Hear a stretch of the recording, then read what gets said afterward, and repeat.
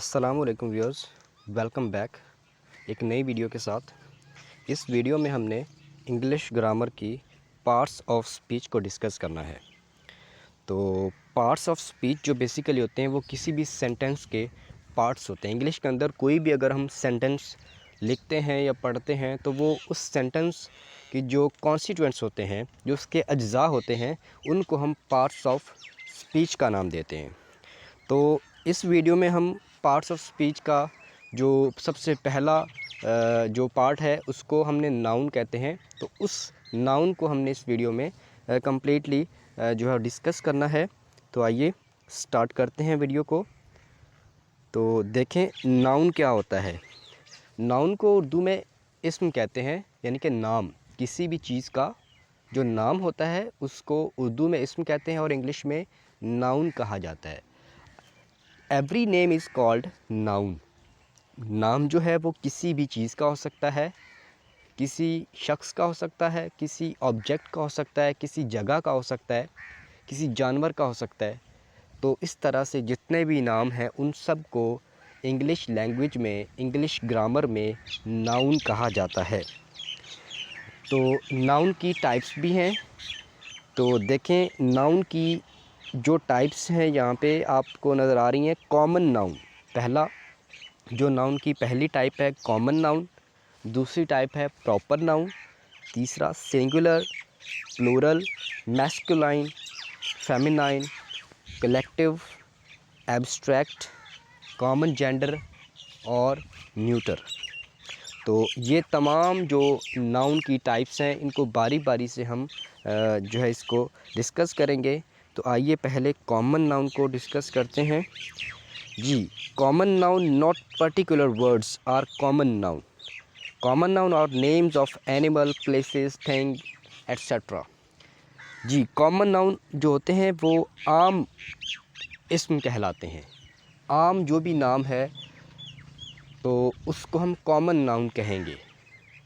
अब वो जो आम नाम है, फॉर एग्ज़ाम्पल अगर आप मस्जिद की बात करें तो मस्जिदों को तो आप बहुत सारी जगहों पे आपने देखा होगा। तो इस तरह से ये जो मस्जिद है ये एक जगह का नाम है और ये आम इस्तेमाल होता है। ठीक है। स्कूल की बात करें, स्कूल जो है वो भी एक जगह का नाम है, स्कूल। तो इस तरह से स्कूल जो है ये एक ऐसा नाउन है जो कि हर एक स्कूल के लिए इस्तेमाल हो सकता है। मैन, आदमी, तो बहुत सारे आदमी हैं, तो ये भी एक कॉमन हो गया। पर्टिकुलर नहीं कर रहे आप, इसको स्पेसिफाई एक शख्स के लिए नहीं कर रहे आप, तमाम तर जितने भी लोग हैं सबको एक मैन कह रहे हैं, पर्सन, सारे लोग। ठीक है। इस तरह से बर्ड्स, बर्ड्स का मतलब है परिंदे, तमाम परिंदों को आप इसमें बता रहे हैं कि ये जो बर्ड्स का वर्ड है ये कॉमन है, ये एक कॉमन नाम है, एक आम नाम है जो सबको जो है वो कलेक्टिवली रिप्रेजेंट कर रहा है। ठीक है। इसके बाद अगर आप देखें बास्केट, बास्केट को तो कई टाइप्स होती है ना बास्केट्स की, छोटी भी होती है, बड़ी भी होती है। तो ये भी एक आम नाम है, जो किसी चीज़ का आम नाम है। इस तरह से वो तमाम नाम जो कि एक आम हैसियत रखते हैं उनको हम कॉमन नाउन की कैटेगरी में लेके आते हैं। ठीक है। इसके बाद है जी प्रॉपर नाउन। ये कॉमन नाउन जो है इसको अगर आपने याद रखा है तो बिल्कुल प्रॉपर नाउन जो है इसका थोड़ा सा जो ऑपोजिट चला जाता है कि कॉमन में आप क्या करते हैं कि जैसे आपने एक वर्ड यूज़ किया मॉस्क, मस्जिद कहा, तो मस्जिदें तो काफ़ी सारी हैं ना। तो अगर आप कहते हैं फैसल मस्जिद, तब आपने क्या कर दिया कि वो जो मस्जिद का वर्ड है उसको, वो तो स्पेसिफ़िक नहीं था, वो तो एक कॉमन था। तो आपने क्या कर दिया कि एक फैसल मस्जिद जो है वो इम्पॉर्टेंट कर दिया, आपने स्पेसिफ़ाई कर दिया कि जी ये यहाँ पे बात हो रही है फैसल मस्जिद की। तो यहाँ पे क्या कर दिया आपने, स्पेसिफ़ाई कर दिया, पर्टिकुलरिटी आपने इस नाउन को दे दी है। तो इस तरह से ये नाउन क्या बन जाएगा, प्रॉपर बन जाएगा। तो अगर देखें आप कंट्रीज़, तो दुनिया में तो बहुत सारे मुल्क हैं, ठीक है ना। लेकिन अगर आप कहते हैं कि पाकिस्तान, या फिर आप कहते हैं इंडिया, या फिर आप कहते हैं हांगकांग, तो इस तरह से आपने क्या कर दिया, कंट्रीज़ एक कॉमन नाउन था और आपने कंट्रीज़ के अंडर जो एक स्पेसिफिक एक आपने कंट्री जो है वो सिलेक्ट कर लिया, पाकिस्तान सेलेक्ट कर लिया, इंडिया सेलेक्ट कर लिया। तो आपने क्या कर दिया, कॉमन नाउन में से आपने एक चीज़ को सिलेक्ट कर लिया, एक चीज़ को आपने जो है वो सर्टन कर दिया है, ठीक है। तो इस तरह से ये जो नाउन होगा ये प्रॉपर बन जाएगा।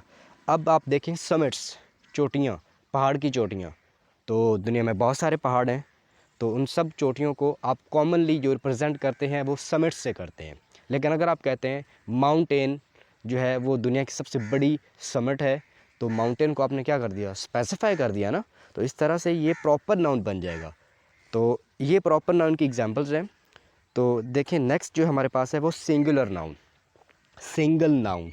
सिंगुलर का मतलब है वाहिद नाउन, यानी कि ऐसा नाउन जो किसी एक चीज़, किसी एक शख्स, किसी एक जगह को बता रहा हो, जी किसी एक जगह के बारे में हो, उसको हम क्या कहेंगे, सिंगुलर नाउन। एक फूल, ठीक है, एक तोता, एक सेब, एक book, a book, an apple, a flower. तो ये क्या मैंने कह दिया आपको कि मैंने एक एक चीज़ के एक मैंने पौधे का नाम बताया है, एक मैंने फूल का नाम बताया, एक बुक का नाम बता दिया है। तो ये बेसिकली क्या है, मैंने एक सिंगुलर नाउन बताया है, यानी कि वो नाउन जो एक ही चीज़ या जगह या किसी भी शख्स को जो है वो बताते हैं, ठीक है। तो उसको हम क्या कहते हैं, सिंगुलर नाउन। नेक्स्ट है प्लूरल नाउन। तो जिस तरह से वाहिद का जो है वो हम करते हैं जमा, तो प्लूरल नाउन यानी कि जमा वाले जो नाउन होते हैं उनको हम क्या कहते हैं, प्लूरल।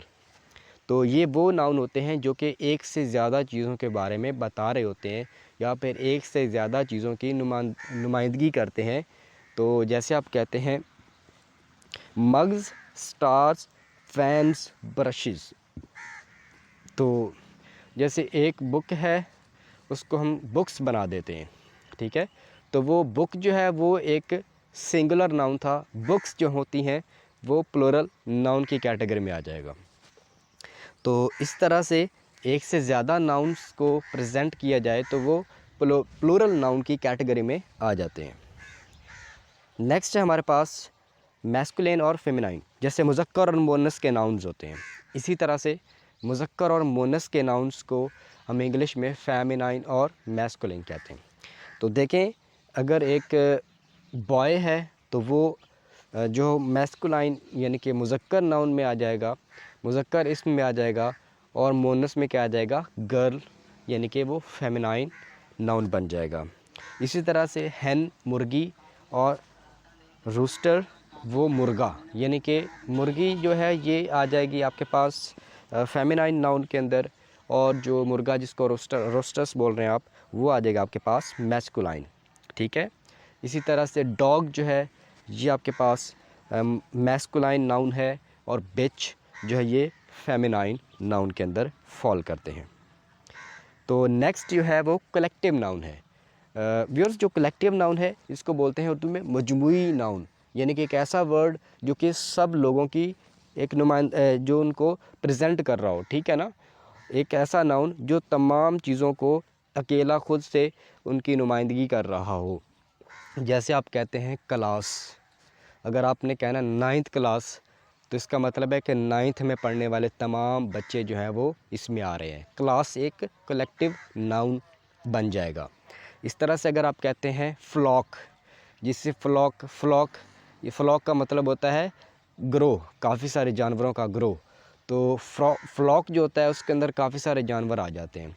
फिर इस तरह से अगर आप कहते हैं फैमिली, तो फैमिली के अंदर तमाम मेंबर्स लाई करते हैं, ये तमाम मेंबर्स को कंटेन कर रही है, ठीक है।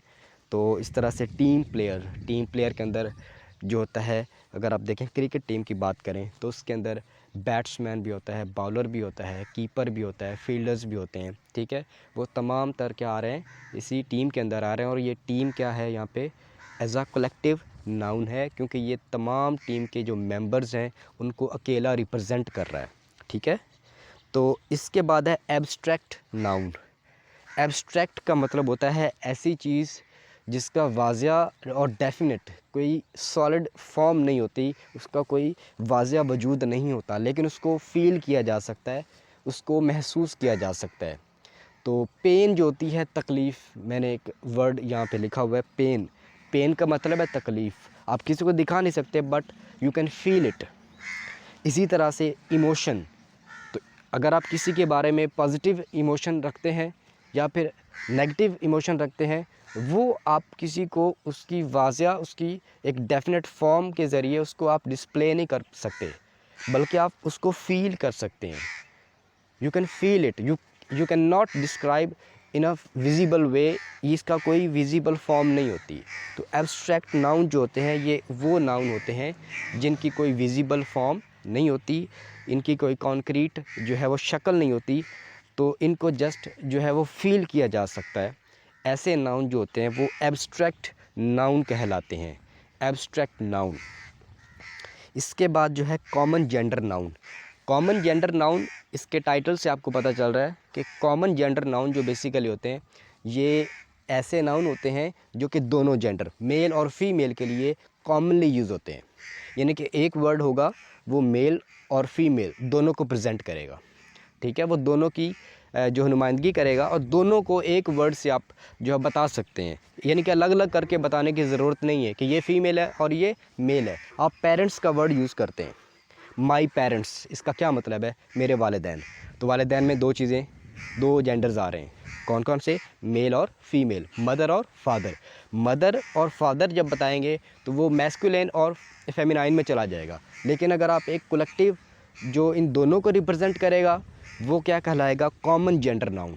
वो क्या कहलाएगा? Common gender noun. और वो मदर और फादर को कौन सा कॉमन जेंडर नाउन जो है वो प्रेजेंट करता है? वो है पेरेंट्स। इसी तरह से डांसर्स, अब डांसर्स में मेल डांसर भी हो सकता है, फीमेल डांसर भी हो सकता है, तो आप इन दोनों को जो है वो सेपरेटली नहीं बता सकते। अगर सेपरेटली बताएंगे तो वो फिर इस कैटेगरी में फॉल नहीं करेगा, वो फिर वो मुज़क्कर और मोनस वाली कैटेगरी में आ जाएगा, ठीक है ना।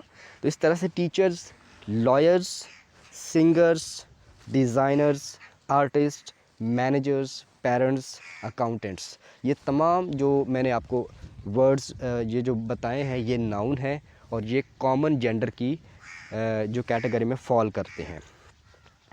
इसके बाद व्यूअर्स हैं न्यूटर नाउन। न्यूटर नाउन को आप न्यूट्रल नाउन भी कह सकते हैं, जेंडरलेस नाउन। यानी कि ऐसे नाउन जो कि जेंडरलेस हैं, जो कि जिनको देख के आप ये नहीं कह सकते कि ये फ़ीमेल की सेंस दे रहा है, ये मेल की सेंस दे रहा है, ठीक है ना। तो न्यूट्रल नाउन ऐसे नाउन होते हैं जो कि जेंडरलेस होते हैं। जैसे आप कह सकते हैं बॉल, गेंद, ये फ़ीमेल गेंद है या मेल गेंद है, ये तो नहीं बता सकते ना आप। इसी तरह से अगर आप कहते हैं कार्ड, कार्ड जो होता है उसकी भी कोई जेंडर नहीं है। विंड, विंड की भी कोई जेंडर नहीं है। स्काई की भी कोई जेंडर नहीं है। और भी बहुत सारे ऐसे नाउन हैं जिनकी कोई जेंडर नहीं होती, और वो न्यूट्रल नाउन की जेंडर जो न्यूट्रल नाउन की जो कैटेगरी है, तो वो पार्ट्स ऑफ स्पीच के अकॉर्डिंगली इस कैटेगरी में फॉल करते हैं। मिरर, लीव्स, ये डांसर्स, ये सारे के सारे किस कैटेगरी में आ रहे हैं? ये न्यूट्रल नाउन की कैटेगरी में आ रहे हैं। तो व्यूअर्स, उम्मीद करता हूँ आप लोगों को ये इस वीडियो की समझ आई होगी, नाउन्स की समझ आई होगी। तो एंड पे मैं आपके लिए एक एक्सरसाइज छोड़ रहा हूँ जो कि आपने ख़ुद करनी है। इसको हल करें, प्रैक्टिस करें और इंशाल्लाह आपको समझ आ जाएगी। मज़ीद अगर आपने कोई भी जो आपकी क्वेरीज़ हैं तो आप वो कमेंट सेक्शन के ज़रिए मेरे तक पहुँचा सकते हैं। Thank you very much. अस्सलाम वालेकुम।